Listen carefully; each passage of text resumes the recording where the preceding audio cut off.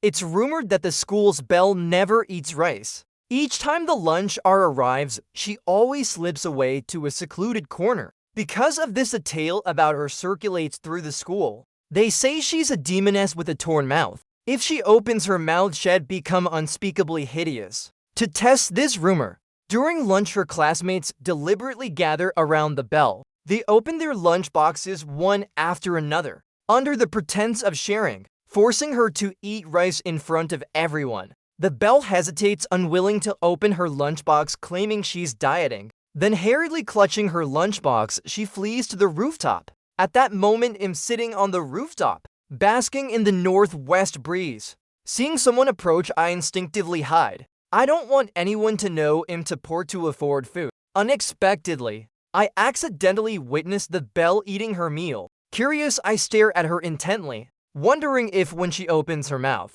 she truly transforms into the demoness with a torn mouth as the rumors claim. The result is when she opens her lunchbox, I'm stunned. It's completely empty. No wonder she refuses to eat in front of her classmates. It turns out she doesn't want anyone to know she can't afford food, and she has to endure those malicious rumors. Her heart must be aching terribly. I'm shaken to my core. My legs give way and I stumble to the ground. Hearing the noise, the belle, startled, snaps her lunchbox shut. Her voice trembles as she asks who's there. Embarrassed, I scratch my head and laugh, telling her not to be scared. It's me, your classmate. She grows even more alarmed. Have you seen what's in my lunchbox? I play dumb, laughing. What are you talking about? I was just napping. I didn't see anything. You definitely saw it. She's frantic, nearly crying. Please don't tell anyone. Seeing her so pitiful, I offer her the steamed bun I was saving for dinner.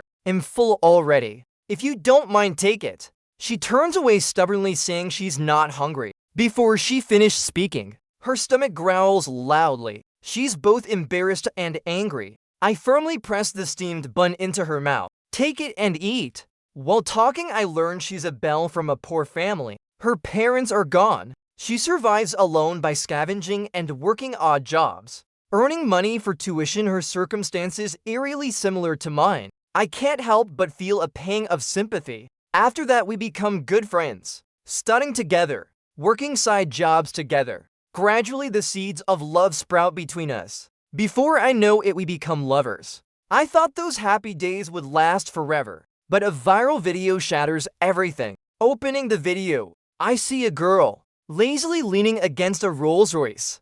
I'm shocked, unable to believe it. Isn't that my poor belle girlfriend? The video is barely a dozen seconds long. I watch it over and over dozens of times. I send the video link to her, but she doesn't reply. In the chat, I type and delete and type again, still unsure what to say. I want to ask her what's going on, hoping she'll explain it herself. Tell me it's all a misunderstanding, that deceiving me was a last resort. But before I can send a single word, I receive her message first.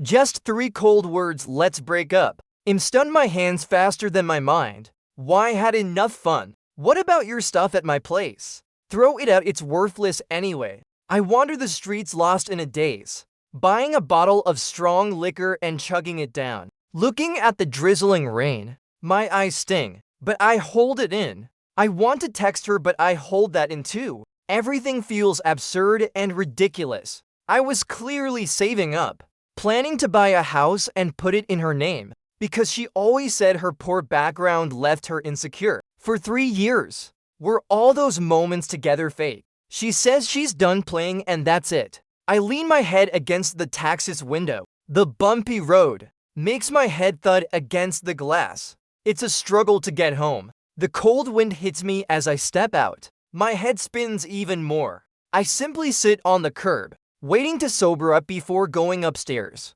Not long after sitting down, a figure approaches, blocking the streetlight's glow. I look up and see Willow Serene. She wears a sleek black dress, her long hair in loose waves, adorned with expensive jewelry. She shines brilliantly, as if we're from 2 different worlds. She looks down at me. Why do you look so pathetic? Are you so reluctant to let me go? I quietly avoid her gaze, saying nothing. Her eyes are cold, like she's looking at a stranger. I've never seen her like this. Before she was always smiling, but when we were alone, she'd suddenly lean and hug me, and in a coy voice ask big brother, "Do you love me a little more today?" I'd always shake my head and say no. She'd tickle me, forcing me to change my answer. Now remembering it, my heart aches. I take a deep breath, suppressing the sadness in my eyes, trying to stay calm, asking why exactly. She doesn't answer, just waves her hand. A Maybach pulls up from the corner, stopping nearby.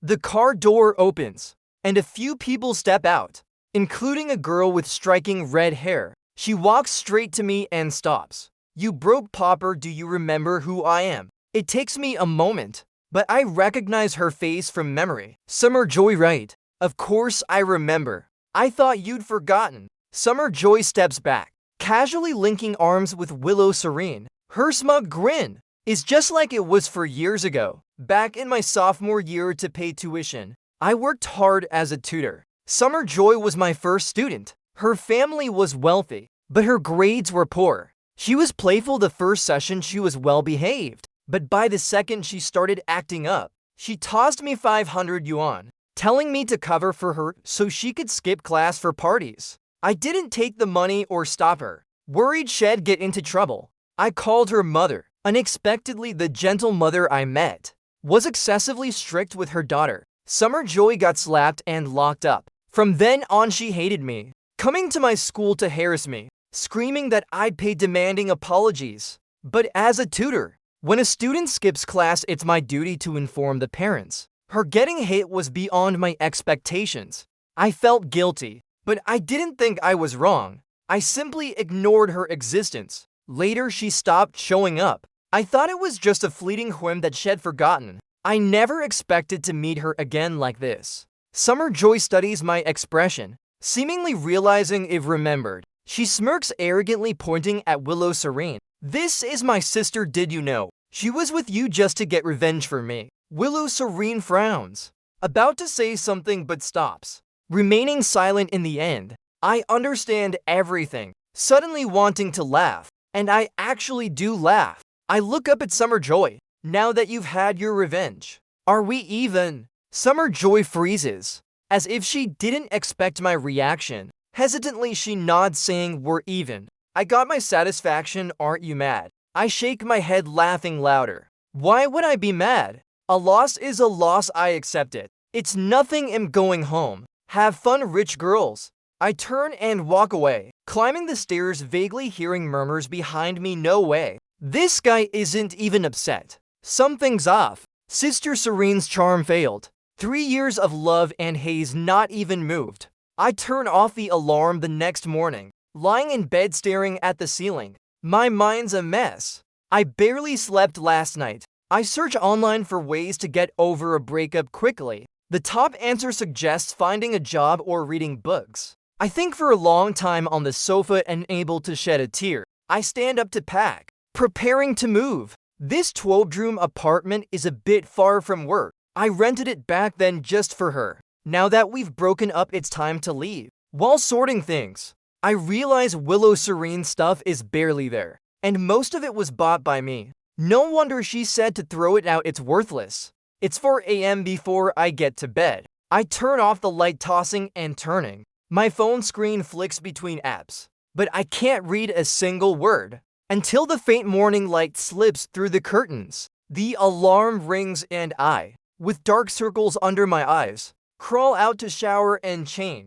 I do some exercises, and my face regains some color. No longer looking like a ghost, I grab my bag, heading out to squeeze onto the subway as usual. Just as my hand touches the doorknob, there's a knock outside. I jump, peering through the peephole, seeing only a flash of red swaying. Hesitating, I open the door. Unexpectedly, Summer Joy rushes in, nearly falling. I freeze, frowning. "Why is it you?" Her eyes light up, like she's found a savior, shoving a pile of stuff into my hands. "I'm here to apologize.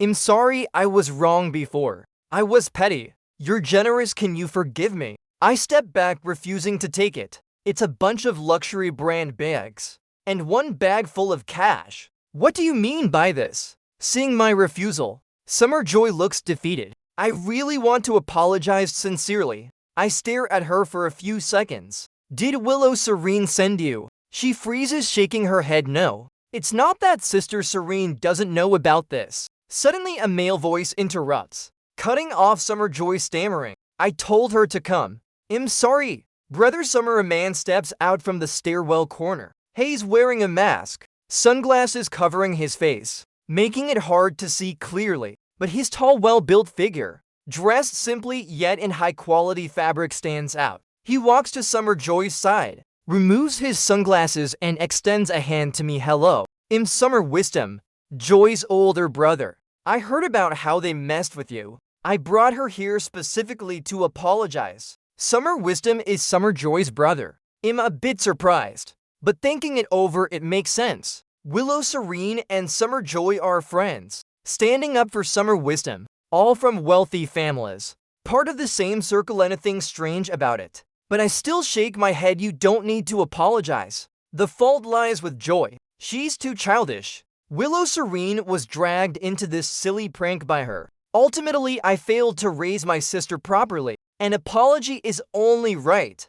With that, he takes the bags from Summer Joy, not allowing refusal, and shoves them into my hands. A small gift bought on the way. Consider it a little compensation. Also, Willow Serene and I are getting engaged soon. I know you two were together for a while, but everyone knows it was just a misunderstanding. So I hope you won't bother her in the future. Is that okay? It's Willow Serene's wish. Brother Summer, even though you two broke up, now you know her true identity. Summer Wisdom nods, smiling casually. I don't know how he sees me, but in that moment, I feel like a clown with nowhere to belong. After the breakup, I was heartbroken. But before that, I never truly hated Willow Serene. I always thought even if the start was wrong, and the end was messy, those 3 years of being together day and night, she should at least know who I am. I didn't care if she had money or not, nor would I throw away my pride to cling to her for wealth. Summer Wisdom's smile remains polite, as if he doesn't notice my changing expression. He asks again, Brother Summer, you can do that, right? Rest assured, we've broken up.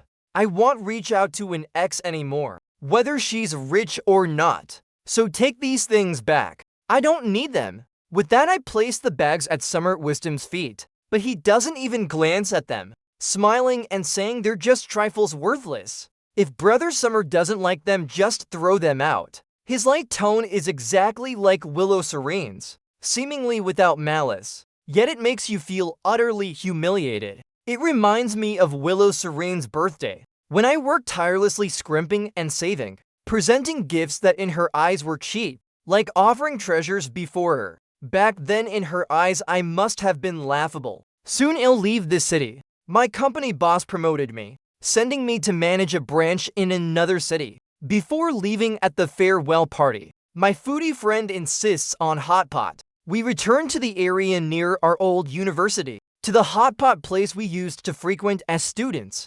Unexpectedly, he drinks too much, runs to the next table shouting at a guest, pretty lady, I see you and you're just like that heartless girl. My head aches.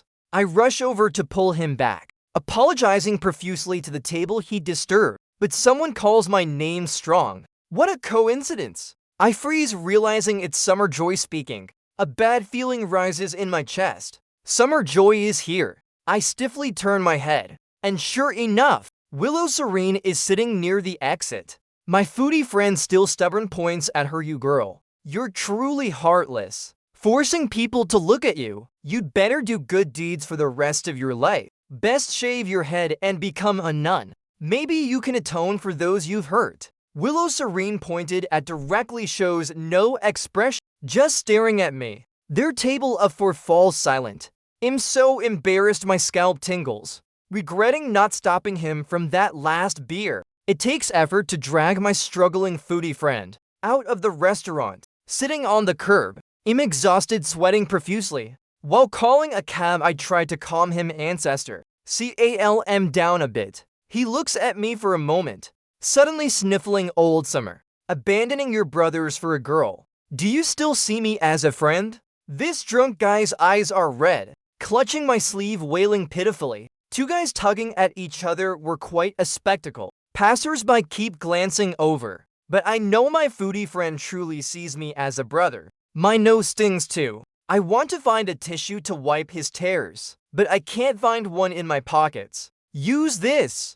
A familiar voice comes from behind. A pale hand offers a pristine handkerchief. I don't take it. Using my sleeve to wipe the tears off my foodie friend's face, the person retracts their hand, saying calmly, "You've blacklisted me." I ignore her, focusing on confirming the cab details, helping my foodie friend to the curb to wait, but she follows, grabbing my sleeve. I yank my arm free, finally unable to hold back my anger. "Willow Serene, are you crazy? You've said enough. You wanted to break up. You told me not to bother you. Now what are you doing for no reason?" She's pushed back by my force, her brows tightly furrowed, finally saying just 3 words, "I'm sorry," but I only find it laughable. "Willow Serene, don't you think this apology comes too late?" Seeing me laugh, she frowns. "If you're upset, yell at me. Don't be like this, don't."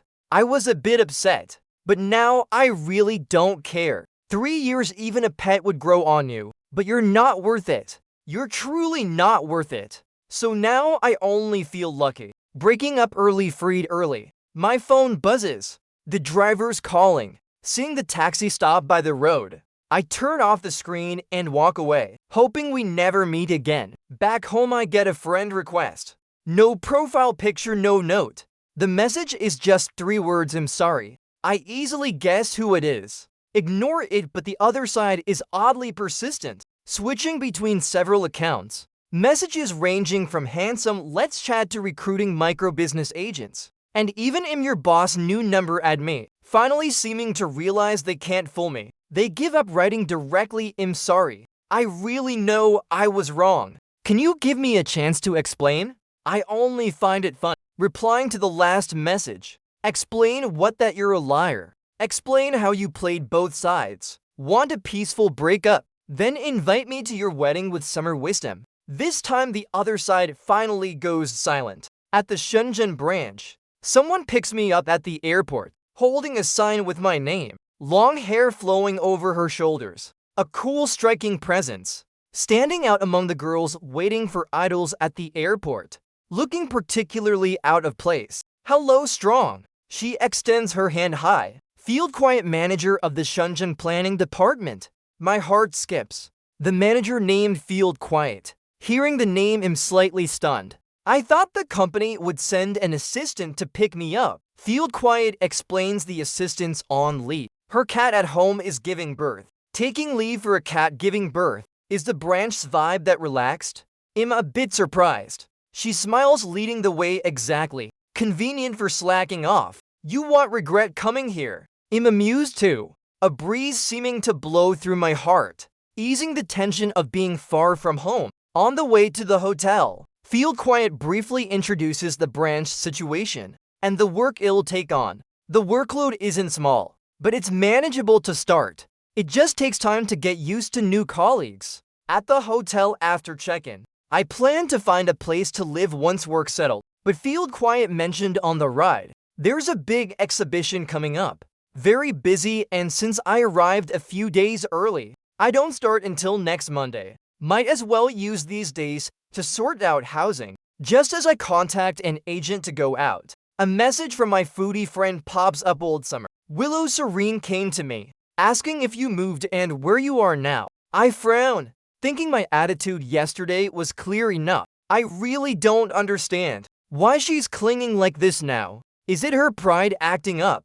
Because I don't care. Making her feel her charm's been underestimated. I send a voice message, firmly saying no matter what she asks, don't say anything, just say "I didn't tell you anything." But she was drunk, maybe even crying. She said she approached you initially because of summer joy, but later being with you, she genuinely fell for you. She wanted to find a chance to explain and reveal her identity, but feared hurting you, so she hesitated. She didn't expect you to see that video first. She said a lot more. I can't remember it all. You really want to hear her out? No need, there's nothing to explain. Willow Serene's getting engaged to Summer Wisdom. Her business has nothing to do with me. My foodie friend shouts, "My God, Getting engaged and still messing with you. Is she sick? Today at my place, she took the hits and insults without fighting back. Playing the pity card, I almost thought she was genuinely sorry. I nearly fell for it.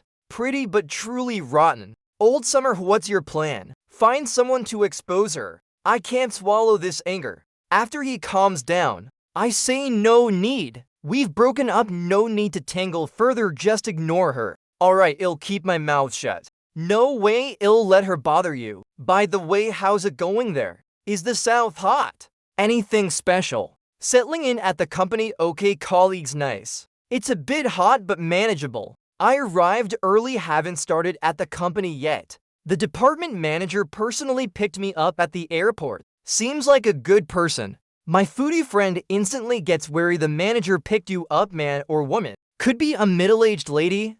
I knew, planning some unspoken rule. I burst out laughing, don't talk nonsense. The branch is young, the manager's just a few years older than me. The assistant's on leave, no replacement. So she came herself. Young and already a manager. Impressive, how's she look? Pretty, really pretty. His question makes me recall. At the airport, her standing with the sign in the crowd. Indeed, drawing quite a few glances. Worried about my mood. My foodie friend rambles on, only hanging up reluctantly when I urge him to get to work, telling me to find him if I'm upset. I laugh, grumbling, got it, don't act like an old grandma. After hanging up, my heart feels warm. This afternoon I need to look at houses. I grab my bag to get lunch. Adding the housing agent's WeChat that field quiet recommended. Their efficiency is high. I send my requirements, and they quickly pick out 6 or 7 places. Scheduling an afternoon viewing.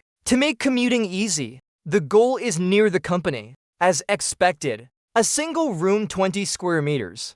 1900 yuan excluding utilities. Kitchen right by the bathroom. Washing machine squeezed next to the stove. After looking around, a secondary bedroom in a shared apartment seems best. 60 square meters, a bit far from the company, but a 1 kilometer walk. The main bedrooms rented, the secondary is 18 square meters with a private bathroom. Kitchen and living room are shared. Rents 1500, the place clean and tidy, with great lighting. Am immediately sold. Just worried the other tenant is female. A man and woman living together sounds thrilling, but in reality it's all trouble. The agent insists it's a great deal, hard to find if missed.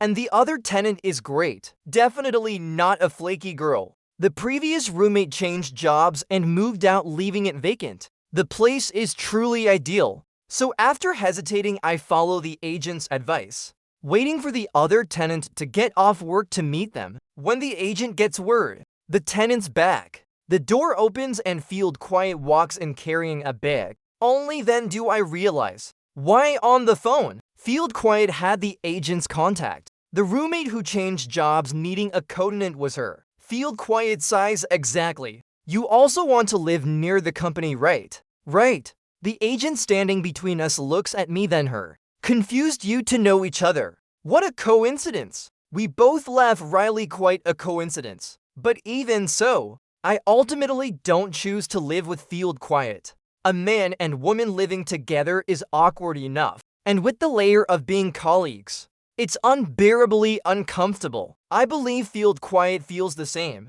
Bidding the agent goodbye, I take a cab back to the hotel, planning to spend another day tomorrow, checking out other places the agent recommended. But I didn't expect Willow Serene to show up. The hotel I'm at was booked by the company. Even my foodie friend doesn't know the exact address. So in the hotel lobby, seeing Willow Serene lazily lounging on a sofa playing with her phone, her beauty drawing constant glances.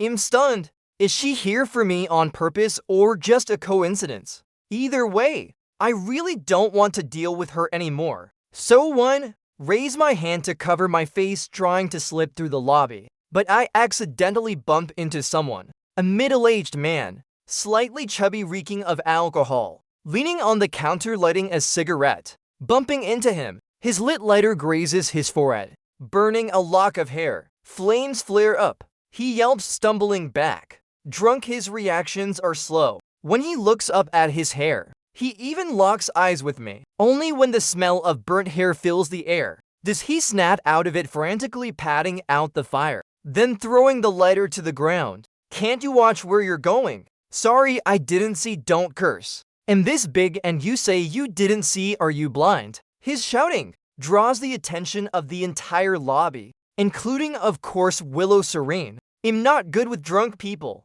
especially a middle-aged man who looks too much like a figure from a nightmare. In this situation, my palms sweat unconsciously. I want to run but can't, so I just keep apologizing until someone rushes over, using their body to shield me from the drunk's curses. Are you just going to let him curse me like this? Looking up, I meet Willow Serene's pained eyes, tinged with a hint of grievance. Even if you want to avoid me, at least let me explain first, before I can speak. The cursing drunk gets angrier. Who's this chick butting in? Nosy enough to die. Can you shut up for a bit? Isn't it just about compensation? Is this enough? Willow Serene's eyes turn cold, yanking off the watch on her wrist, tossing it into the drunk's arms. The million-yuan watch shuts him up, but I can't let her act recklessly. We've broken up. There shouldn't be any entanglement, so I can only suppress my emotions. Step past her to the drunk. I'm sorry, I don't know this person. Please return her watch for your burnt hair. Name your price, I'll pay. I don't have cash, but I can pay via WeChat QR code. To prove, I'll cover it. Willow Serene's brows tighten, her eyes heavy with emotion. Strong, what are you doing trying to cut ties with me like this? Willow Serene, we've broken up, but I don't want to break up with you. There are things I can't tell you yet, but I can promise. I'm absolutely not marrying Summer Wisdom. Give me some time, okay? I'll cancel the engagement with him immediately. No need, Strong. Can you stop making a scene? The drunk's friend, seeing this argue, finally senses something's off, stepping in to pull him away. But we've already drawn a crowd of onlookers, some sneaking peeks at the drama. I turn to leave, but someone grabs my arm. Can't you give me one more chance? I know I lied to you, but I came here to apologize. I know I was wrong. Can't you forgive me just once? 3 years of feelings and you just let go. Is your heart made of stone? Her eyes are red, ignoring the stares, gazing at me intently. This is the first time since the breakup she's faced me like this. I have so much I want to say, but in the end I say nothing. Just pry her fingers off my arm, one by one, pulling away, saying, Willow Serene, we're not from the same world. I turn and step into the elevator, not looking back the whole way. So I don't know how she reacted to those words. Back in my hotel room, I get a text from an unknown number, just for words. But I can't bear it. Can't bear what it doesn't say. I look at it for a moment, then delete the message. I officially start at the company 3 days later. I was a bit nervous, worried about meeting new colleagues, unsure how to fit in. But after finishing onboarding, HR leads me to the office, only to find it empty. Where is everyone? Shouldn't they be in the office at this hour? HR is puzzled, clearly not expecting this. They quickly call Field quiet, then tell me, Manager Field is in a meeting with the editor-in-chief. Everyone else is at the exhibition site. Just wait here a bit. When Manager Field returns, she'll take you over. I not understandingly. Offsite events are the most hectic, especially a big car exhibition like this, with lots of small tasks. It's normal for the whole department to be out. I find my desk and sit, organizing my things while waiting. But within 5 minutes, someone bursts in, boss, there's trouble at the site. Please come save us. Otherwise Little Snow will. It's a tall, skinny guy with glasses, very pale skin, seeing only me in the office. He stops mid-sentence, frozen in place. Who are you? I'm Summer Strong, new employee. I know you're the big shot transferred from headquarters. I'm promise great, but man, you're really handsome. Actually, I was supposed to pick you up at the airport, but my cat was giving birth, so I couldn't go. Oh, do you like cats? Promise Great casually sits next to me, but the next second he jumps up. No, I can't sit. I need to find the boss to get to the site. There's trouble there. Strong, do you know where the boss went? The boss is our manager. Field quiet. I don't know where she is, but I heard she's meeting with the editor-in-chief. We're screwed. Promise. Great groans. Clearly stressed out. It's definitely Chief Editor Fox. He's the pickiest, talks forever, bad temper. Every time the boss meets him it takes at least half a day, and he doesn't allow interruptions. What do we do now? Seeing him like this, I can't bear it. Asking what happened at the site.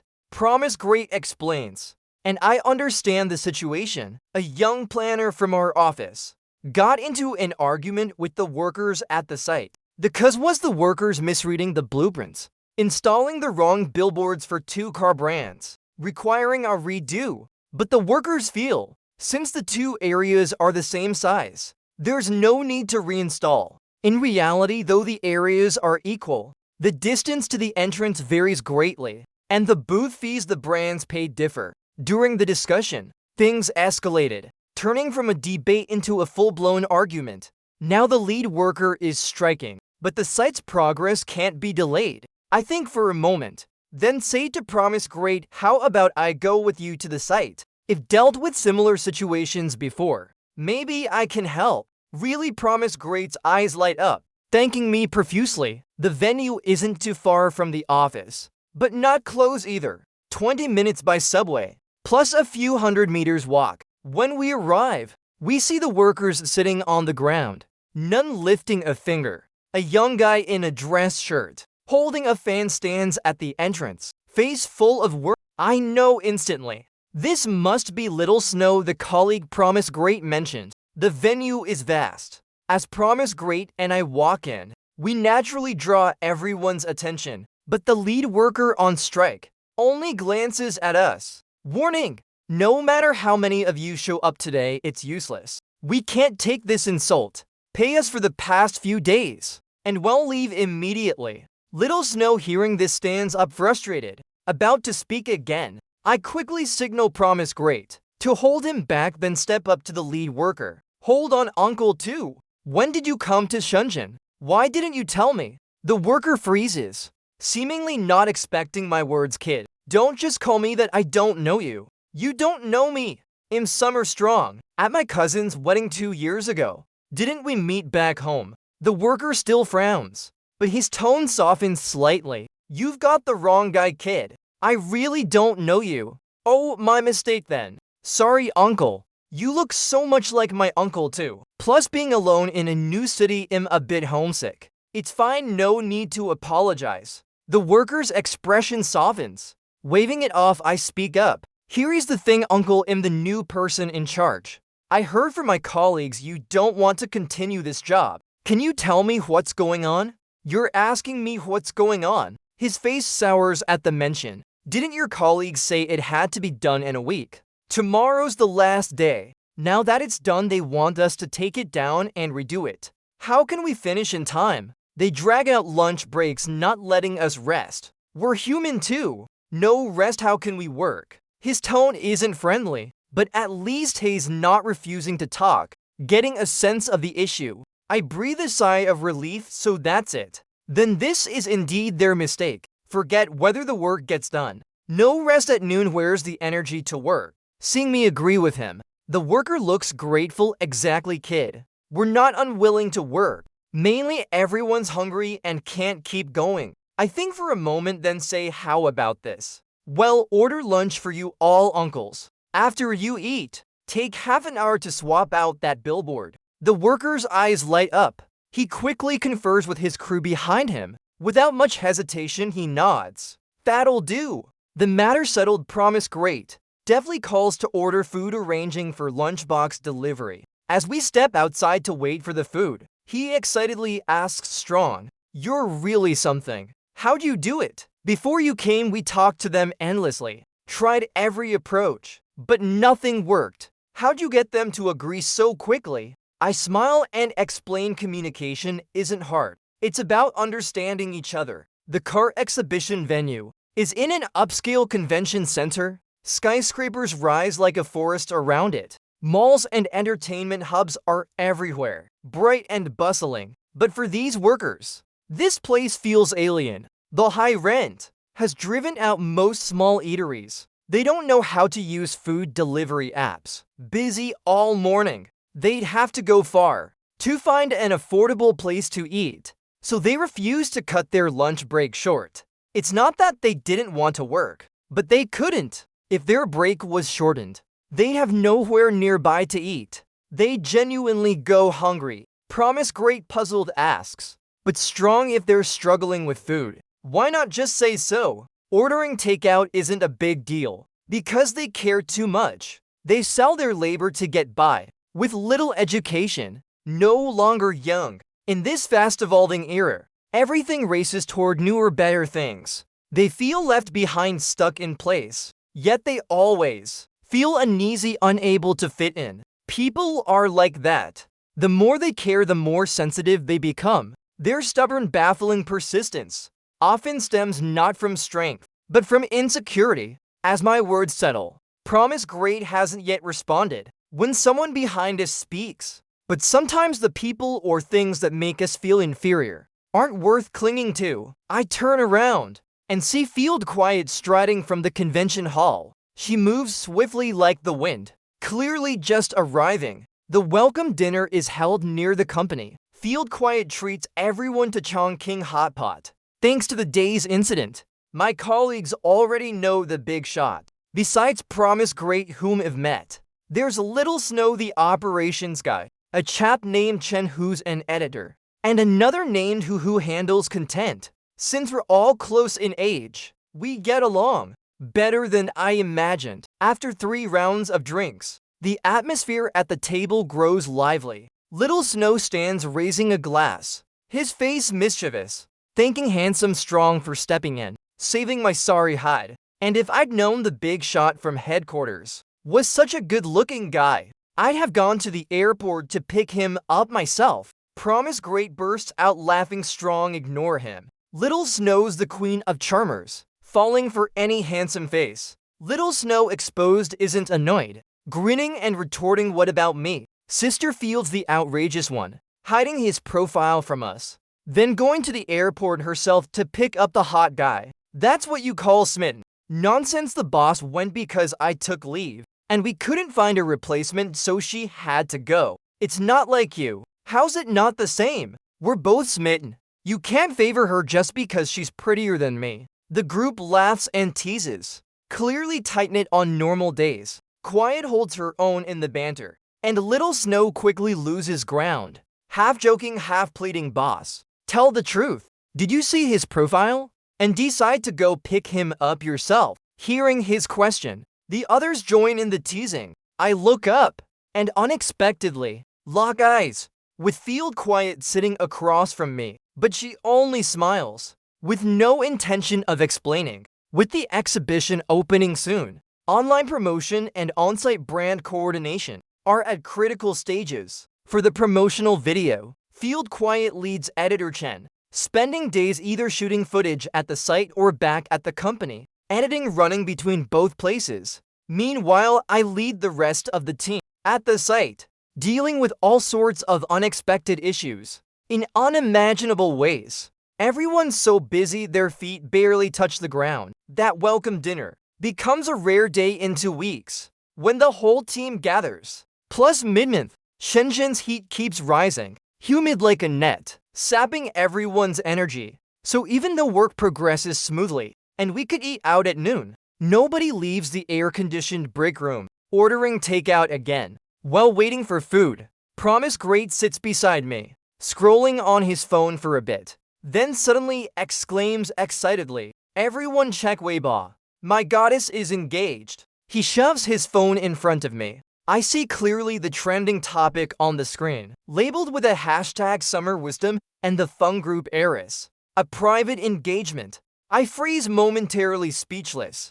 Promise Great, thinking I don't know them, eagerly explains Strong. You don't know these two? Didn't you see the hot news a few days ago? This couple's adorable. She's a rich heiress, but she's loved Summer Wisdom since childhood. Sadly chasing him for years, she was only seen as a sister. The heroine, furious, left her wealthy family, relying on no one, working hard, not only earning a degree, but starting her own company. Then she returns stronger than ever, showing up at an event to support her idol. The little sister from back then is now a dazzling beauty. The idol finally falls for her, accepting her feelings. This is what you call a sweet love story. So that's how their story looks to others. I don't know what to say. Just forcing a smile, feigning disinterest in such gossip. Little Snow opening a water bottle chimes in. You fool! What sweet love, it's all fake. Pure entertainment business. Real love doesn't exist here. Only a dope like you would believe it. I have a friend in marketing who says these two aren't what they seem. The earlier hot news was a stunt too. Summer wisdom to boost his company's buzz. Hired people to post and steer public opinion. The heroine didn't even want the engagement. Completely forced into it. Due to family pressures, she couldn't break free. Promise great gapes, don't talk nonsense. I'm telling the truth. Believe it or not. The two bicker back and forth, but somehow can't avoid that person. I just feel the break room stifling. Standing to step outside for air, but I bump into Field quiet coming in with coffee. Seeing me, she hands over a cup. Smiling, had lunch yet? I shake my head, takeout hasn't arrived. Why not eat out during lunch break? It's too hot outside, too lazy to go. Why not stay in the air-conditioned break room? It's too stuffy in there. This excuse is lame. Even I feel a bit guilty. Field quiet doesn't call me out. Placing the coffee on a tray for everyone to grab. Smiling, it just so happens I find the room stuffy too. How about we wait out here for a bit? Honestly, I just want to be alone. Not in the mood for small talk. But she's being kind, and it's hard to refuse. The iced coffee's a bit bitter. My stomach's empty, so I don't dare drink much. Muttering a complaint. Field quiet hears it, and unexpectedly pulls out a few candies from somewhere, placing them in my palm. The candy wrappers are colorful, the kind with shiny metallic packaging from back then, but in my hand they're all red. And red's my favorite color. How does Field quiet have these candies? And how does she know? Catching my surprised look, Field quiet suddenly smiles, but her expression carries a hint of resignation. You sneaky kid. Forgot me completely, huh? If I'd known I owed you candy, I wouldn't have paid you back. Her tone and familiar way of addressing me finally stir my memory. You're that shorty who got bullied back then. When I was 8, I lived at your house. That year my parents divorced, each starting new families. You pitied me with no one to care for me, and took me into your home. You and your mom were the kindest people ever. They took great care of me. But no matter how kind, there was still a barrier. My cousin got scolded for messing up, ran away from home, got yelled at by his parents for wanting a phone. But even so, he never lacked for anything he wanted. I was always jealous. When I missed my parents too much, I'd skip school, slipping through the broken school fence, wandering the streets. On one of those truancy days, I met the shorty. She was curled up in a corner, wearing a delicate dress yet balled up tight. Nearby were some aggressive stray dogs. I was scared too, but I grabbed a stick and charged at the dogs. Strays bully the weak and fear the strong. I scared them off. I hurriedly helped her up, asking if she was okay. She said she was fine, just too hungry to outrun the dogs. She looked so pitiful, her stomach growling loudly. After some thought, I shared half the candies I'd saved up for ages. Her eyes lit up, devouring them eagerly, then swearing to repay me, promising to buy me even more candy. Before parting, she asked where I lived, what my name was. I told her my name, but when it came to my address, I thought of something else. Your parents didn't know I was skipping school, let alone that I'd made a new friend. If she showed up with candy, wouldn't everything come out? So I lied, saying I lived near the school, in the tallest house. Anyway, I went to school every day. We'd surely meet again. After that, we became friends. She told me about her parents' fights, the new game her deskmate played. I told her I missed home, urged her to study hard, to ignore others' gossip. But then your family moved for work, and I moved too. I never imagined meeting her again like this. I'm surprised and a bit amused, asking how do you recognize me? No, it's been so long. How do you still remember me? Field Quiet's expression is complex. Explaining, don't you remember? I said I'd repay you. After that day, I saved every penny to buy you candy. I smashed my piggy bank, ran to every supermarket and corner store nearby. But when I wanted to give you the candy, I realized you gave me a fake address. So every day at school, I cleared my bag of books, carrying a backpack full of candy to find you. But then my teacher caught me, told my mom, and I got a terrible beating. The candy was thrown out too. I cried for days. Tell me, how could I forget you? I had no idea. That meeting back then had such a backstory. I feel a bit guilty. Stifling a laugh to apologize, sorry.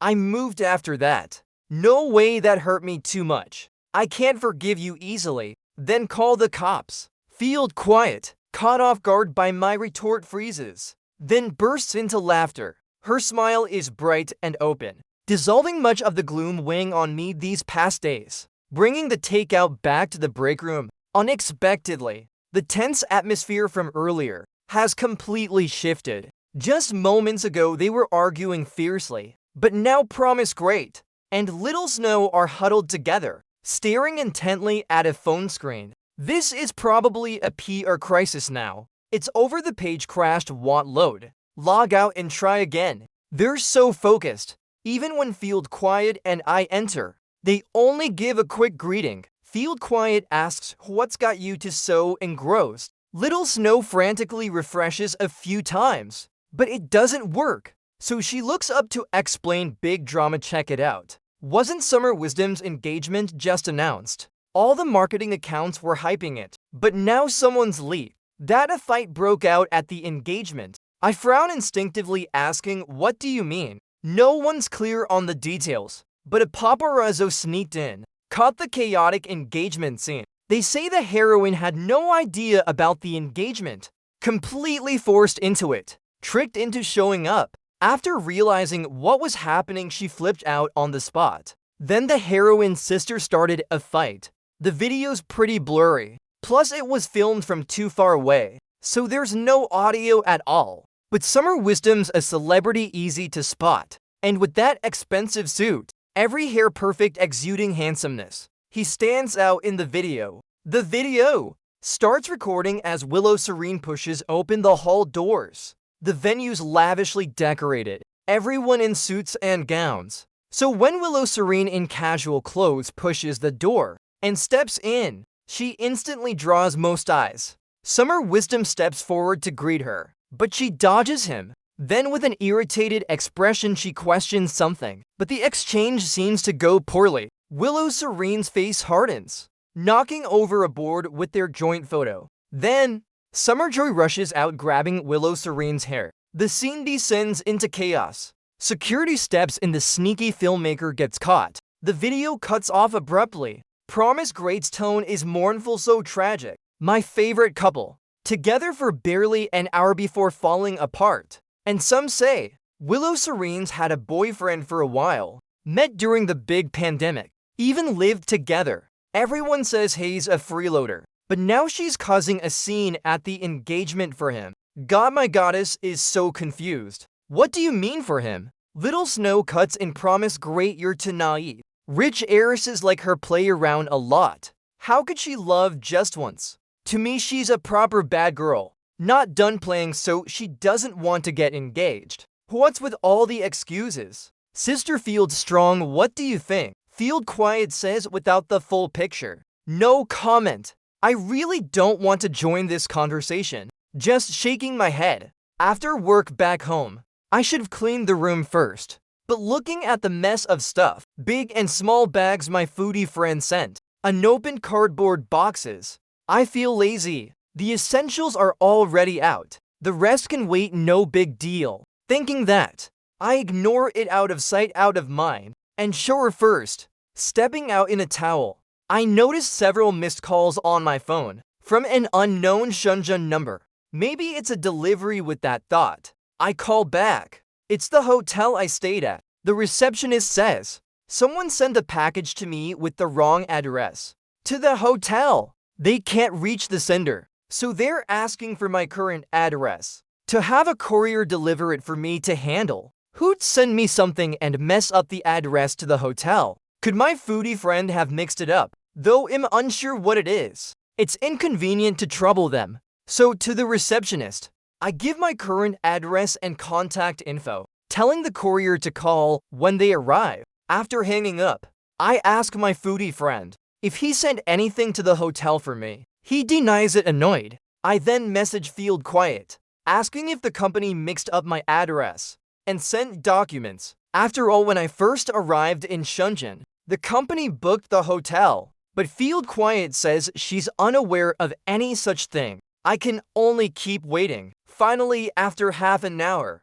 the courier's knock comes. Without thinking, I open the door, but it's Willow Serene outside. She's dressed in black, wearing a baseball cap, carrying a large suitcase. Her bangs pressed down by the cap cover her eyes slightly. Her whole figure stands in the hallway's dimness, her lips faintly red. I recall the video scene, Summer Joy pulling her hair, and frown. Why is it you? Did you bribe the hotel to get my address? But she shakes her head. No, they didn't tell me. So I sent a package to the hotel, told the courier to drop it and to see how they'd handle it. And sure enough, they called you, and while looking for the courier, I overheard the address.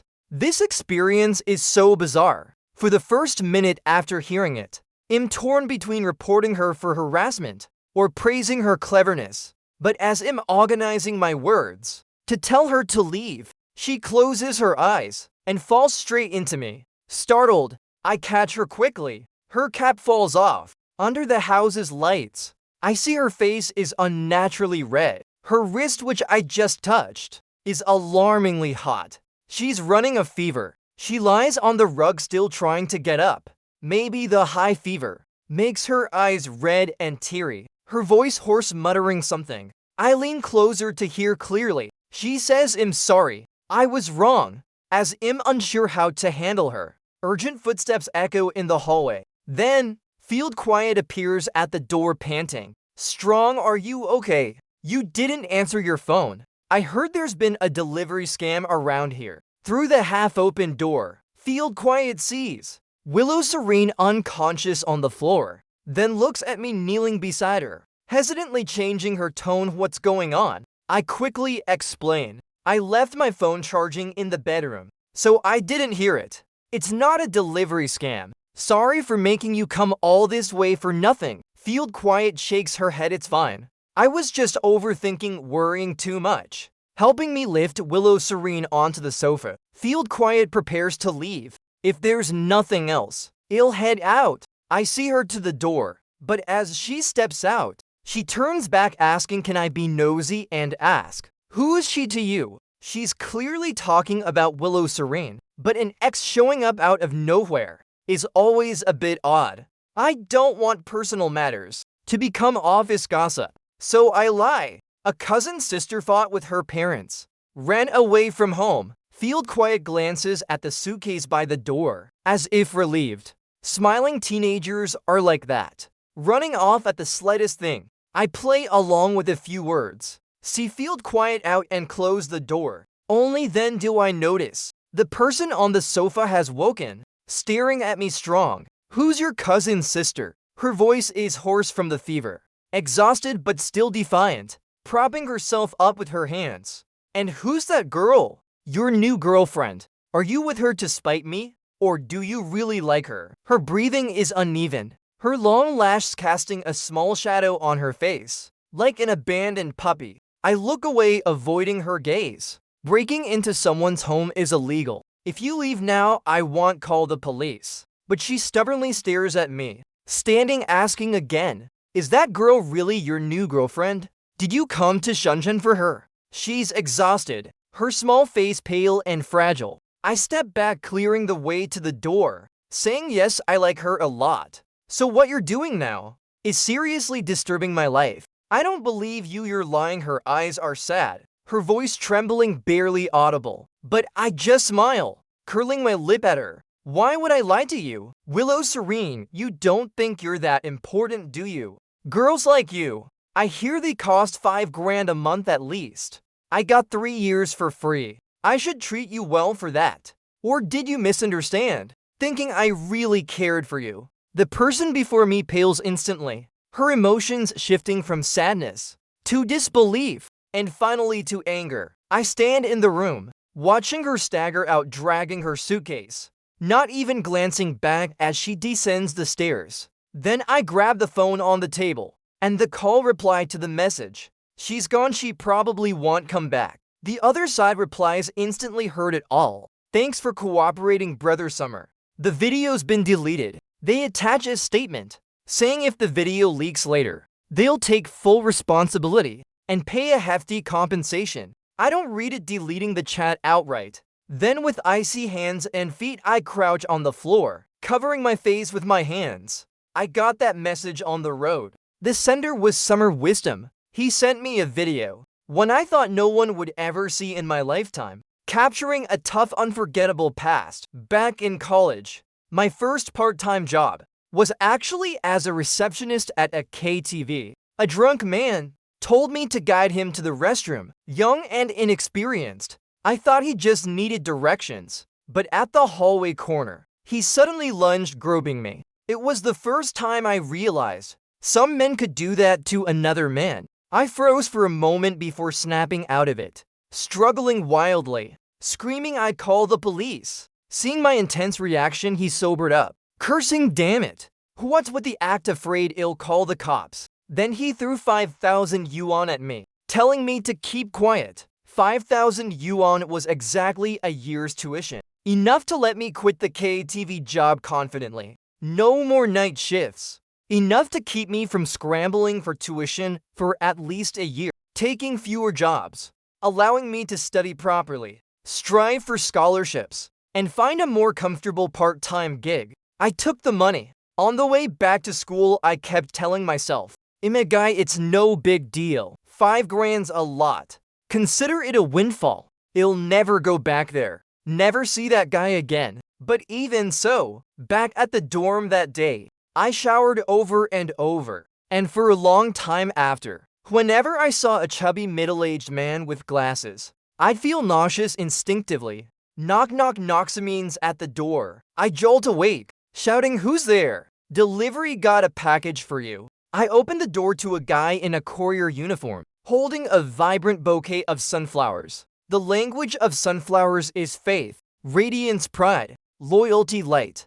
A bright symbol of silent love, bold and clear, never wavering, bravely chasing what you want. With the bouquet is a letter, an apology letter handwritten by Willow Serene. Dear, this is a letter I wrote long ago, but I didn't know how to give it to you. I'm sorry. Back then, I didn't want to agree to Summer Joy's plan to get revenge on you. I was young, thoughtless, swayed by her thinking it was just a prank. I didn't expect it to cause such harm. I thought she was naive and foolish, that there was no need to bully an ordinary person like that. So from the start, when she made the request, I chose to refuse. She begged and pleaded over and over, but I ignored her. Until that night, we'd planned to hang out together. But Summer Joy dragged everyone to the cafe where you worked part-time. She brought people to make trouble. I didn't want to join, just waited in the car. Through the cafe's glass, I saw them yell in your face,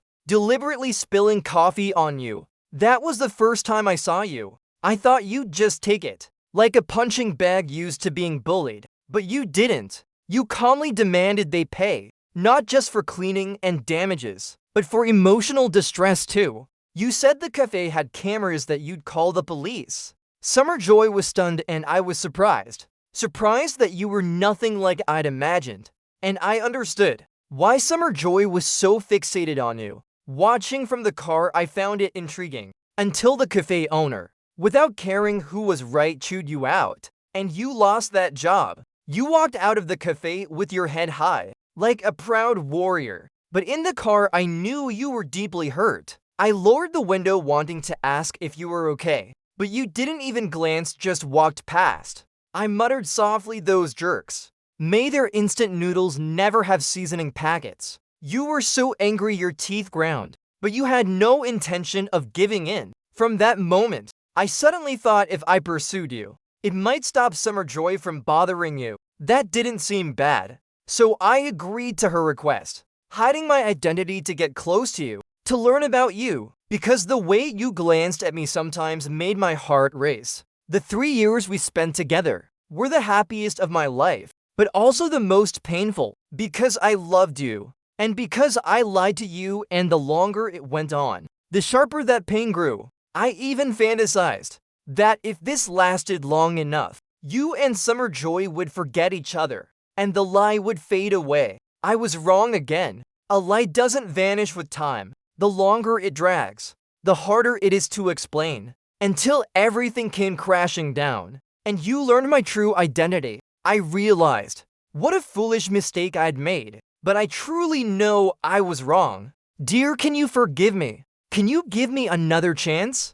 Dear, please sign for this. The reminder snaps me back. After signing, I take the bouquet and place it in a corner. The dim, stuffy rented room seems lit by a ray of light, but my vision blurs with tears, feeling that distant light is further and further out of reach. We were never from the same world. She's a proud heiress, dazzling and radiant, not meant to endure or compromise for anyone. I don't care about that video. It's my past, not glorious, but it was the best choice I weighed to survive back then. Even if, worst case scenario, that video really got out. In my current situation, it couldn't hurt me anymore. I'm just an ordinary person, not living off social media. If it caused a stir, the company or colleagues might gossip, but I could find another job. In the adult world, reputation and others' opinions matter, but workability and a strong heart are the foundation for standing firm. I'm not afraid of the video leaking. It's just that Summer Wisdom's call reminded me once again, Willow Serene and I were never from the same world. We met in our lowest days, leaning on each other to survive, but in the end we're different. This morning when I got Summer Wisdom's message, I was on the road. My phone buzzed with a new message. Brother Summer, there are things I think you should know. Got time for a call. An unknown number. I thought it was a scam, ignored it, but they quickly sent another. It's about Willow Serene. In Summer Wisdom. I wasn't sure why Summer Wisdom was contacting me, but I found a quiet spot and took the call. He said a lot, claiming my background didn't match Willow Serene's. That a high society marriage was the most stable outcome. Even if I stubbornly stayed with her, I'd only be a third wheel. Most importantly, he told me that back then, after I crossed Summer Joy, her initial revenge plan wasn't simple at all. A spoiled heiress born with a silver spoon, pampered by her family, with money and power, arrogant. After being hit and humiliated, she sealed off the news set on revenge. Just hiring people to dig into me cost a fortune. She spread word that finding my weakness would bring a big reward, and that KTV surveillance clip of me taking the money fell into her hands. Summer Joy was thrilled like she'd struck gold, ready to post the video online, along with my personal info and major, on the school's internal network and forums. Male student sells himself for money, clients same sex. That was the headline she'd planned, to ruin my reputation, maybe even get me expelled. It was Willow Serene who stopped her, saying she shouldn't destroy someone's life over one mistake. Summer Joy, of course, didn't agree, outright refusing, but with Willow Serene's warning that the person involved could call the police, she'd get in trouble too. Summer Joy grew wary, starting to hesitate about releasing the video. And when she saw girls confessing to Willow Serene, rejected and heartbroken, she got an idea. She sent sister Willow Serene, why don't you help me get revenge? Pursue that broke kid. Wait till he falls for you. Then dump him hard. He'll be crushed. I promise if you help me get revenge, you'll do whatever you want after. As Willow Serene said in her heart, she refused at first, but the more Summer Joy pressured me, the more she couldn't bear it, leading to this 3-year revenge play. When Willow Serene truly fell for me, she started stalling. Whenever Summer Joy came pushing, urging her to hurry up, Willow Serene would say, I don't like him enough yet. I need more time to build feelings. But spring passed, autumn came. 4 seasons turned 3 full years. And even then Summer Joy sensed something was off. That night was Willow Serene's dad's birthday. She had to go home, Coincidentally, Summer Wisdom was at an event, getting hassled by organizers. Summer Joy, a bad driver, begged Willow Serene to go to the event to support Summer Wisdom, but unexpectedly, in the car, while Summer Joy negotiated with organizers, Willow Serene's striking looks got her secretly filmed. The video hit top trending, and Summer Wisdom's team, disregarding the truth, fanned the flames for clout, making it trend higher. Willow Serene panicked, fearing I'd see the video and misunderstand her relationship with Summer Wisdom, rushing to suppress the trending topic, trying to block the video network-wide. But Summer Joy, in a rare moment of losing her cool, noticed something odd. Confronting Willow Serene, who are you suppressing it for? Did you fall for him? So you're dragging your feet on breaking up. And at that moment, the video shot to the top trending spot. Sent to me by my foodie friend. Willow Serene was frantic, but in front of Summer Joy, she didn't dare admit it, fearing Summer Joy's recklessness would lead her to me, doing something she shouldn't. So she could only, in front of Summer Joy, propose breaking up with me, and bring Summer Joy to meet me, hoping that after the act, Summer Joy would be satisfied and leave me alone. But Summer Wisdom, sharper than Summer Joy, saw through Willow Serene's dilemma and used it to pressure her. The Moo family started with supermarkets, vast wealth and influence, but recent market struggles and the impact of e-commerce have sent their business downhill. To maintain family glory, and with the Moo family's help to pivot their business model, he proposed an engagement to Willow Serene, a business marriage planned for half a year. They didn't need to truly love each other, just maintain the facade of a private engagement. The trump card was that video, and Summer Joy would never bother me again. The KTV surveillance from back then had been wiped clean. Summer Wisdom held the last copy. Willow Serene agreed, but after sorting everything out, she found I'd blocked her, so she could only force herself to focus, playing the part in front of Summer Joy and relatives. Once it was settled, she'd find me to explain everything, but she didn't expect I'd leave so soon. She rarely drank, but during that time she got drunk often. When sober, she'd drive to my old rented apartment, staring at the window where I once lived, until the lights came on. Then it went out, dawn broke, the curtains were drawn, and she finally left. But that night she waited all evening. The light never came on. She thought something happened to me. Rushing upstairs, she learned I'd already gone. The landlord was cleaning the room, rummaging through my leftover belongings, wanting to keep anything useful. The clothes and shoes I bought for her were dragged out, tossed on the floor, scattered in disarray. Her eyes red and teary, she crouched in the room, sobbing uncontrollably. The landlord, startled by her outburst, nearly had the neighbors call the police, but she calmed herself down, telling the landlord she'd buy back the pile of odds and ends and pay extra to rent the room again. This came to light when Summer Joy discovered Willow Serene was missing, went looking for her, and heard it from the landlord's own mouth. On the other end of the phone, Summer Wisdom's voice was calm, low. Brother Summer, did you know? Willow Serene has always despised me, despised people like us who for family businesses trade their marriages for profit. But for you, because of that video, she still agreed to my demand to be engaged to me. Don't you find it ironic? From a business perspective, Willow Serene and I are the perfect match for a strategic marriage.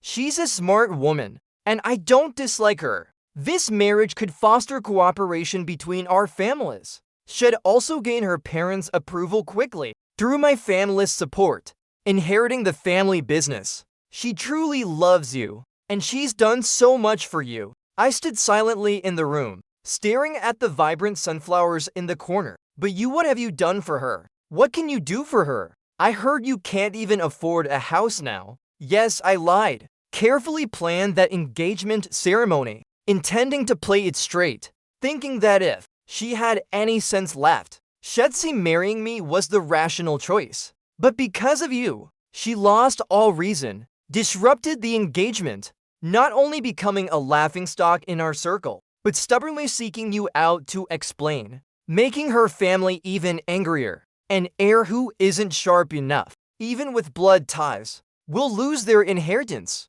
She's a woman, Inheriting the family legacy is already hard. Brother Summer, do you really want to ruin her? Make her lose everything? I stayed silent for a long time. I didn't want that, couldn't bear it. So I could only keep my cold facade, forcing her to leave. Back to the present. I stared at those flowers for ages. So long my eyes stung, before reluctantly turning off the light. Watching darkness swallow that ray of brightness, everything sank into silence. The days that followed, my spirits were low. Thankfully, the exhibition preparations were in their final stages with brand cars arriving. Relatively easy work. Even if I was distracted all day, I caused no trouble. Each day, I longed to leave work early, to go home and rest. But today, climbing the stairs to my place, I noticed the door next to mine, piled with luggage. Among them, a pink suitcase. The previous tenant moved out last week.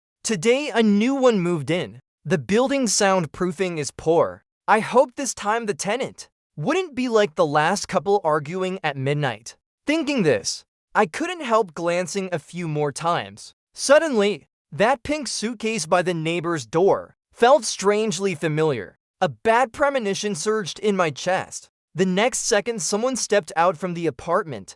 White shirt, blue jeans. Long black hair swept to one side, revealing the exquisite, beautiful face of Willow Serene. She was about to bend down to grab her things, her presence starkly out of place in this old, cramped building. Utterly shocked, I forgot to pull the key I was turning. Why are you still here? Didn't you leave? Willow Serene, hearing this, stood straight, looking directly at me. I was going to leave, but I upset my boyfriend, and he won't come home with me. So I have no choice but to try everything to fix it, until he changes his mind.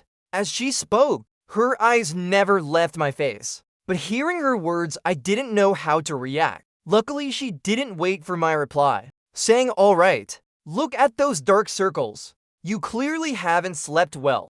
Go rest. Once I'm settled, I'll invite you to my housewarming dinner. As a neighbor, of course. Your girlfriend won't mind, right?"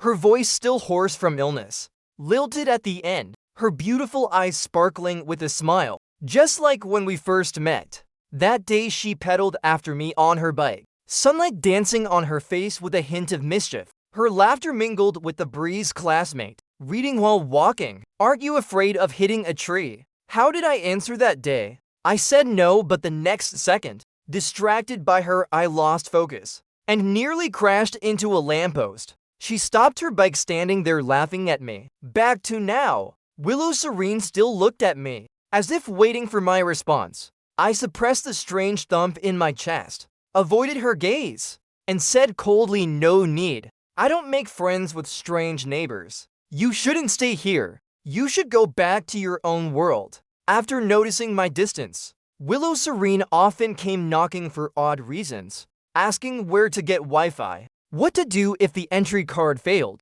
the number for bottled water delivery. It happened more and more. I knew her intentions weren't about those things, so I ignored her or stayed cold, hoping she'd give up. I didn't know if her conflict with her parents was resolved. I had no right to ask, so I could only worry vaguely. But since she moved in, the once dreary hallway grew brighter. The staircase gained a few shelves, adorned with decorations and colorful little dolls.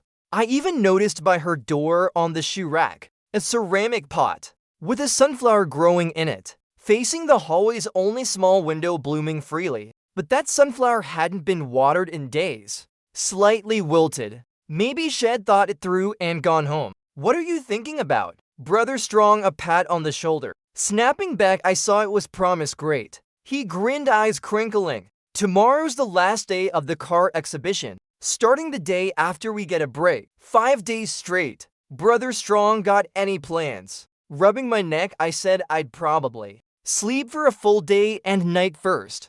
Me to monitoring the site at 7 every morning. Even immortals couldn't take it. With the break coming, the teen grinding for over a month was visibly excited. The afternoon cleanup wrapped up the event, organizing the site, sorting materials, and taking a group photo to finish. Back home after work, I tossed my bag, collapsed on the bed, too exhausted to care about anything.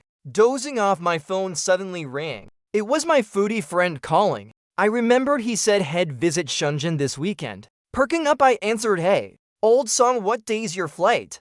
But the voice on the other end was unexpectedly thrilled. "Hold up. Talking about tickets. Have you seen the hot news? Summer Wisdom announced he's quitting showbiz and getting married." Hearing my foodie friend, I sobered up a bit, gripping the phone tighter, asking, "When did this happen?" "A few days ago, someone leaked it." But hardly anyone believed it. Fans were defending him, saying his career's at its peak. No way he'd quit. But just now, his studio officially confirmed. Even posted the marriage certificate. Marriage certificate. I echoed those 3 words unconsciously. My emotions tangled. After work, seeing that flower pot, I'd wondered if she'd really given up and gone back to Beijing. But now, with my guess confirmed, I didn't feel the relief I expected. Instead, a heavy stone seemed to press on my chest, making it hard to breathe. But this was the outcome I wanted. I was cold to her, rejected her outright, to make her leave, return to the world she belonged to. On the other end, my foodie friend kept talking, but I couldn't hear a word, cutting him off. "Old song, you've got something to handle. I'll call you back later, okay?" "Sure." I just got off work, heading home on the train. "Well, talk when I'm back." Hanging up, the rented room fell silent again. I don't know how long I lay on the bed, watching the light outside the window fade. The gray dusk settled, a bird flew by. Then a knock on the door. "Who's there?" I got up gradually to open it. Unexpectedly, through the peephole, I saw Willow Serene. She'd cut her hair short, no longer shielded by long locks, her slender neck accentuating her delicate frame. What's she doing here? Married and still expecting my congratulations. With mixed feelings, I opened the door. She held up a bag of ingredients, waving it in front of me, her expression casual. "Want to come over for hot pot?" I said I'd treat you after settling in. "No thanks, I don't eat." But she didn't give up. "What, really afraid your girlfriend will get mad?" Her voice still carried a teasing lilt. Even with my patience, I was at my limit. "Willow Serene, what's your deal? You're married now. Stop bothering me." But hearing this, Willow Serene froze. "What did you say, married?" Her bewildered expression seemed genuinely unaware of her marriage to Summer Wisdom. Too tired to argue, I turned to shut the door, but she weak as she was pushed her way in. "Strong, what are you talking about? Besides you, who could I marry? This woman, you repent until the end." I grabbed my phone, opened the hot news, searching for proof to show her. Sure enough, my foodie friend didn't lie. Summer Wisdom quitting showbiz. The hashtag Summer Wisdom married dominated the trending list. I clicked an article, looking for the marriage certificate photo, ready to show Willow Serene. But zooming in, I realized something was off. The woman in the certificate wasn't someone I knew. Looking closer, the name wasn't Willow Serene either. What's going on? I stood stunned, feeling it wasn't worth it. Willow Serene peeked at my phone screen, saw it clearly, and sighed in relief, saying helplessly, "You thought I married Summer Wisdom." I didn't respond. Only now did I realize my foodie friend only said Summer Wisdom got married, but never mentioned if it was to Willow Serene. I jumped to conclusions. Realizing this, I felt unsteady. Willow Serene's eyes curved with a smile, patiently explaining, "Yesterday I went back to Beijing, attended Summer Wisdom's wedding, but more importantly, I told my parents about you, how much you mean to me. I wanted to clear their misunderstandings, so I could openly bring you home. Summer Wisdom only wanted a business marriage. He never liked me before he held my weakness, so I had to play along. Now I've sorted all that out. You said we're from different worlds, that we can't be together, but you forgot the moment I fell for you. I stepped into your world. I love this world and don't want to leave. So can you give me a chance? Don't rush to push me away. If I don't do well enough, kick me out, then it's not too late, right?" Her eyes were gentle yet resolute, stirring an ache in my heart. When I spoke, my voice was thick. "Let me think about it. You're deciding alone. No need to ask your girlfriend." She deliberately emphasized girlfriend, her eyes twinkling with mischief. Then I remembered to push her away before I lied saying Field Quiet was my girlfriend, but looking at her now, she clearly knew I was lying. When did you figure it out? I couldn't bear to let you be driven away. Wanted to see you one last time. Turns out this place has poor soundproofing. Someone muttering my name in their sleep. Willow Serene laughed brightly, her eyes shining. And that Field Quiet girl, clearly so close to me. But after work, she always left separately from me. I was exposed from the start. But a moment later, I realized something was off. How did she know where Field Quiet was? That's a secret. Her lips curved into a smug smile. Come on, let's eat hot pot first. 9-grid Mandarin duck hot pot. I followed her to her place. But stepping inside, I froze. The house was filled with things far too familiar. Big items like the wardrobe, the mirror. Small ones like house slippers and decorations. All things I'd left for the landlord when I left Beijing. Too much to take. Why were they here? Willow Serene was in the kitchen, skillfully washing vegetables. Sheepishly saying to save money, I had them shipped here. Even this mattress, the one in the rental, was too thin, so I couldn't sleep well. When we moved, I realized shipping a mattress to Shenzhen was too expensive, so I left it behind reluctantly. But Willow Serene brought all this stuff, shipped it all here. The shipping cost must have far exceeded their value. How could that be saving money? Seeing her flushed ears, I didn't call her out, but something's off. She's so rich. Why pretend to be poor back then? Thinking this, I asked outright. Willow Serene coughed, explaining, didn't I brag to my parents that I'm not like those spoiled rich kids? I worked part-time, saved up, and finished college. I even made them freeze my card. Only later did I realize my mistake. Too late to regret. So I gritted my teeth and kept working. You might not believe it, but back then I was really broke. The phone rang, interrupting us. I answered and found it was Field Quiet. The car exhibition was over. The department wanted a celebration dinner, asking when I was free. To arrange a time. I'm free these days. Just let everyone decide. Field Quiet got her answer and hung up quickly. Then I noticed the sound of washing vegetables in the kitchen had stopped. I had peeked from the doorway, eavesdropping. Seeing this, I teased her. Tomorrow I might have to eat with someone else. Before I could finish, she stepped out, smirking triumphantly. Now you have to report to me if you're eating with others. In your heart. I couldn't help laughing. She's someone who, despite all my coldness, always responds with warmth. What's the fun in teasing her? On a sincere summer night, I ate hot pot with Willow Serene. The 9-grid hot pot left her speechless, but she gifted me a balcony full of sunflowers, welcoming me into her world. Field Quiet's side story. My name is Field Quiet. I feel like I'm being followed. After work, as usual, I went to buy groceries. But on the way, there was always a strange sense of being watched.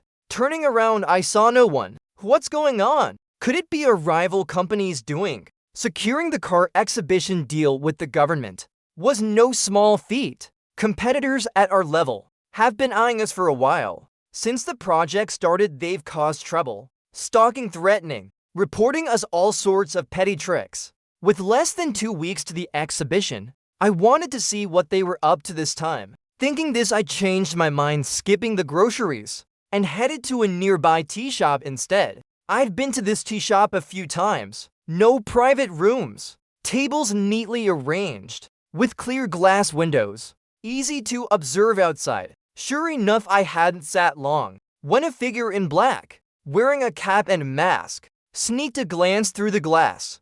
Judging by the figure, it was a woman, slightly taller than me, with a striking silhouette. But isn't stalking usually a man's job? To avoid alerting her, I pretended not to notice, ordering as usual, acting like I was dining alone, dragging out the time endlessly. After eating, I ordered a pot of tea, sipping while pulling out my laptop to handle unfinished work. Finally, she lost patience and pushed the door open. The waiter approached, asking where she'd sit, but her eyes kept sneaking glances at me as she passed by. Guided by the waiter, I reached out, grabbing her sleeve. She froze, not daring to look back, staring at the floor, demanding, Why are you grabbing me? Only then did I notice her voice was soft, seemingly young. The tension of being caught was palpable, probably just an intern tricked by her boss. I softened my tone. Nothing. Just wanted to share a table with you. She was clearly unhappy, struggling to free her arm. The waiter, confused, chimed in, "Mum, there are plenty of empty tables. You don't need to share." But I hit it off with this lady right away. Want to get to know her a bit. And after following me so long, she should let me know who she is. At those words, she stiffened, lifting her head to look at me. Seconds later, she decisively removed her mask, revealing a youthful, beautiful face, bold brows, bright eyes. The waiter beside her froze, muttering, "Probably a celebrity. No wonder she's so covered up." But I found her vaguely familiar. Not until she calmly sat across from me did I recall where I'd seen her. "You're Strong Summer's cousin, named Willow Serene, right?" She was looking at the menu, but hearing this she looked up slightly annoyed. "Not his cousin." I frowned, recalling that night at Strong Summer's place. The scene at the door. "Then who are you? Why are you following me?" She didn't answer, finished picking her order, waiting for the waiter to leave with the menu, then looked at me asking, "You like Strong Summer, don't you?" I froze. Why are you asking this? At the same time, I asked myself, do I like Strong Summer? Meeting Strong Summer again was actually back in early April. The car exhibition's timing was set, but since the branch was hosting an event of this scale for the first time, we lacked experience. Plus, competitors were sabotaging us, delaying the display plans for partner brands, severely stalling progress. We reported to the Beijing headquarters for solutions. The headquarters was efficient, quickly organizing an online meeting to share expertise. I was in charge of coordinating. All the branch's mid and high-level leaders were there. Unexpectedly, when the connection was made, the presenter on the big screen was a young, handsome guy, looking younger than me. His image was so far from expectations that the meeting room buzzed with chatter. I was skeptical too. They said it'd be a seasoned veteran presenting. Why'd they switch to this rookie? Even so, order had to be maintained. I was about to ask everyone to quiet down, assuming the young guy couldn't handle the crowd. But before I could speak, he started. "Let's save time. You all have a lot of questions." His voice was clear, composed, as he opened his prepared slides, completely unfazed, even handling editor who's deliberately tough questions with humble, polite responses. "I don't understand. How does this question relate to the event plan? But I trust. Your question has deeper meaning." Editor who blushed, unable to retort. Hayes, notoriously harsh and petty. We'd all suffered under him. Editor who? Soft laughter rose from the back of the room. The rest of the meeting went remarkably smoothly. I developed a bit of respect for the young man on the screen. After the online meeting, I disconnected the computer and projector, waiting for the office to clear out, packing up to leave for dinner. Unexpectedly, static crackled from the computer, followed by muffled voices. I realized the connection hadn't been fully cut after the meeting. I don't usually shut down my laptop, just closed it earlier. Snapping to attention, I was about to remind the other side to disconnect, but suddenly the voices became clear. He must have been carrying the laptop into a restroom, calling a friend. "Hey, old song, I finally finished that meeting. You don't know how my boss screwed me over. He was too lazy to present. Dumped it on me, said it was just a small group. Turns out it was a huge crowd on the other side. I was scared to death. Seriously, no way. I'm exhausted. Gotta eat a pastry to reward myself." The familiar voice. The calm professional guy was completely different now. Lively, youthful. I didn't want to interrupt, so I shut the laptop off. But after that, as if bewitched, I kept thinking about the guy with such a stark contrast. Gathering my courage, I called a colleague at Beijing headquarters, asking about him. The colleague, sharp as ever, laughed and unwittingly exposed my little crush. Sister Field Hayes got a girlfriend, and they're super close. Hearing that, I was a bit disappointed, but it was expected. In the busy adult world, constant demands and endless meetings were enough to bury that small spark. In my exhaustion, I nearly forgot him. Until early May, I got word from leadership. With the exhibition nearing, we were short-staffed. Headquarters would send an experienced person to help me complete the project. I immediately wanted to refuse. Short-staffed. We could pull from other departments first. After this busy period, we could hire new people. But now a parachuter. Forget whether they'd adapt to the company's pace. Just fitting in with the higher-ups was tough. The leader mumbled. This guy originally didn't want to come. Said Shunjin was too far. But now, after breaking up with his girlfriend, he agreed. Then I saw the file. A young man with a balanced face in the resume. But I froze in place. His name was Strong Summer too. Standing in the leader's office, I couldn't help recalling the past. His clear smile. The hometown accent I caught through the meeting app. Until I saw his old address, I finally remembered. The boy buried in my small-town memories for years. At 12, my parents divorced. I followed my dad back to our hometown. The small town was peaceful, but as expected, it shunned outsiders. I felt that more than anyone. At that age, a slightly different kid always struggled to make friends. So I often wandered alone. But one day in a narrow alley, I was cornered by stray dogs. Too scared to go home, nearly starving when I met him. He saved me, became my first friend. Meeting again after so many years, I felt both wonder and emotion, marveling at fate's clever hand. Suppressing my feelings, I agreed to the headquarters transfer. The leader thought I was reluctant, promising I wouldn't be shortchanged. But I didn't care. Finally, the day before he arrived came. Originally, Promise Great was set to pick him up at the airport, but his cat was about to give birth, clashing with the schedule. So he took leave. I offered to pick up the flight the next day.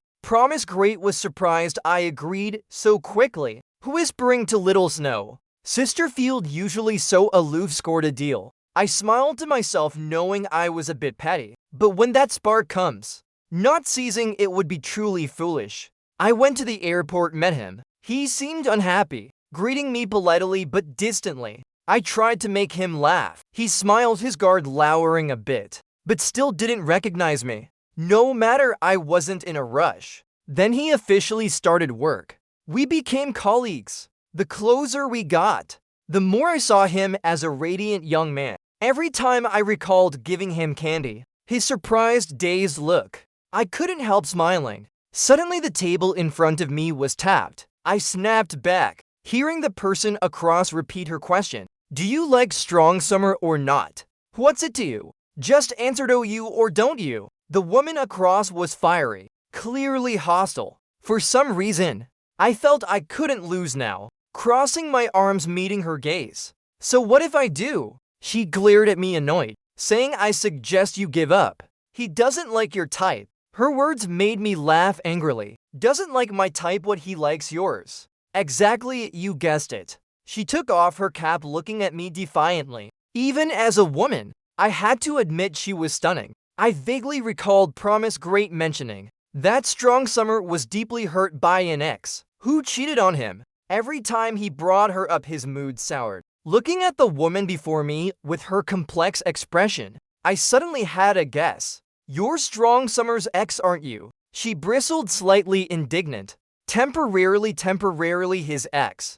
I narrowed my eyes, my tone less gentle. You're already broken up, yet you're bothering him. That's a bit inappropriate. No, I'm not trying to bother him. Then why follow me? To make me back off. So he has to forgive you. My words must hit her sore spot. Her eyes darkened. She bit her lip. After a long pause, she spoke slowly. I'm sorry. I didn't mean to trouble you. I came today just to confirm. If Hayes really with you, if you two are truly together, and he genuinely likes you, I want to know what kind of person you are. If you're a good person, they'll wish you well and leave immediately. But if you're not together, I need to know what kind of person you are too. I wronged him, and I want to do everything to win him back. So I have to know my rival clearly. She was dead serious, her eyes resolute. Women can tell when another's lying, and I was a bit surprised. I didn't expect her to be so candid,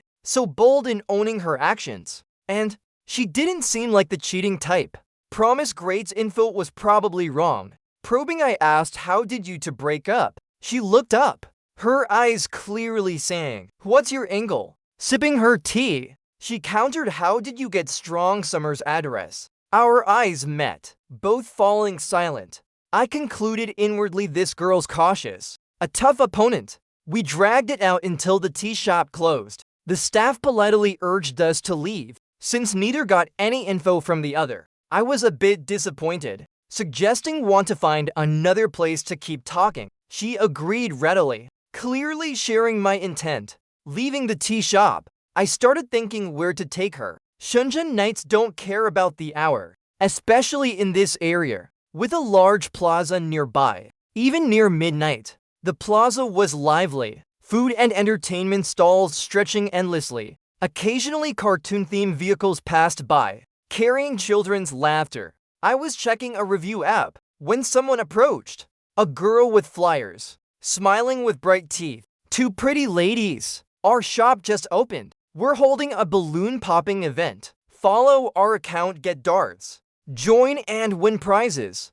Give it a try. I was about to wave her off, but her enthusiasm was infectious. I looked where she pointed. Not far off, a temporary stage. 3 large dartboards covered in colorful balloons. Next to them, a wall of stuffed animals as prizes. Plenty of people were playing. The top row of prizes was nearly gone. The last one on that row was a bright yellow sunflower plush. I remembered Strong Summer's WeChat avatar. It was that exact plush. If I want it for him, where's the QR code? I want to play. I was still thinking when Willow Serene's voice came from behind. My heart sank with one thought. I can't let her get it first. I quickly scanned the code. We both grabbed darts, got in line. The young promoter was baffled, not understanding why 2 indifferent women suddenly got so eager. 10 darts each. Hit 5 balloons to win a plush, or get a keychain as a consolation. Our target was clearly that last sunflower plush. I felt I'd never thrown darts so seriously in my life. I missed a few, but heaven didn't let me down. I got it first, snagging the plush. Then, Willow Serene glared at me the whole way, eyeing the plush in my hand. Kids want that plush so bad. A grown-up stealing from kids. Winning's only natural. But I was thrilled and happy too. So when we sat down for drinks, both of us were fired up to win, clashing fiercely step for step. We both got drunk, Miss Willow. You're wasted, stop drinking. Though I said that. My tolerance was average, barely holding on. Just do not lose to her first. I'm not drunk. It's just hot in here, my face is a bit red. She was still stubborn, standing to go to the restroom, but she played dirty, sneaking behind me. To steal the plush I hid under my chair. Caught red-handed, she sheepishly returned to her seat. You're quick to react. I couldn't help mocking her. Can't win so you steal. That's pretty low. She lowered her head, guilty, her already red face flushing more. But Strong Summer really likes it, she said. Then she stood abruptly, slamming the table. I'm sorry, I was low. I said fair competition. I shouldn't have tried to steal your plush. Her voice was so loud. People in the bar turned to look. The scene was awkward. But what happened next was even more baffling. Because I stood too, patted her shoulder, and loudly praised, well said. You're not as pretty as me, but your character's top-notch. You're talking nonsense. How am I less pretty? I'm clearly way prettier. Don't believe me? Let's compare. Fine, let's compare. Waking up the next morning, I saw in my phone a video like that. Drunk, oblivious. 2 women on the screen, desperately pulling their faces from the camera. You go first, or my face looks huge. No way, your face is already big. Going first, want help. Passers-by caught in the frame all had amused looks. I clutched my messy hair, collapsing. Drinking caused a disaster. I didn't expect it to be this bad. The only silver lining was we weren't completely crazy. Sending that video to Strong Summer, asking him to judge who's prettier. But I still remember, on the way back supporting each other, she seemed to cry, clearly plastered. but kept repeating she was truly sorry, hoping for forgiveness. Her voice was sincere, and I was a bit moved, but that didn't mean I'd give up the person I liked. Fair competition is the greatest respect for a rival. So when the exhibition ended and the break came, I called Strong Summer, wanting to ask him to dinner. The call connected, my palms sweaty, but I kept my cool asking, "When are you free? Can we grab a meal together?" "Sure, I'm free these days," he replied cheerfully. But he asked, "Is this the company's celebration dinner? Can I bring a friend?" I panicked, quickly correcting, "Yeah, a celebration for the car exhibition's success. Everyone worked hard. Let's celebrate. I'll have promised great notify you once we set a time." His tone was relaxed, chatting with me a bit, but it was just friendly coworker talk. No hint of a spark. Hanging up, I stood in the hallway staring at the small sunflower pot by Willow Serene's door for a long time. For the first time, I understood winning a game, but losing a lifetime. I couldn't help a bitter smile. Then, I took the sunflower plush from my bag, placed it next to the pot, and turned to head downstairs. No matter, trying means no regrets. Giving up without fighting is the real shame. I walked away, my heart lighter than ever.